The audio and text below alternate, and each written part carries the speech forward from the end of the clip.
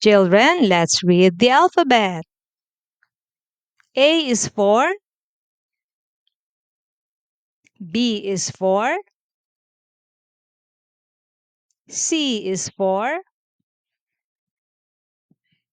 D is for, E is for, F is for, G is for, H is for,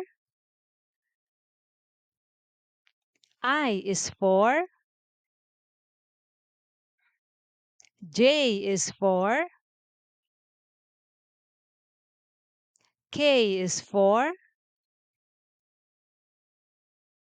L is for, M is for, N is for, O is for, P is for, Q is for, R is for,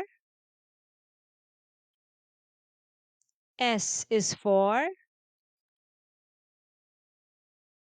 T is for, U is for, V is for, W is for, X is for, Y is for, and Z is for. Good job, children. See you in the next video.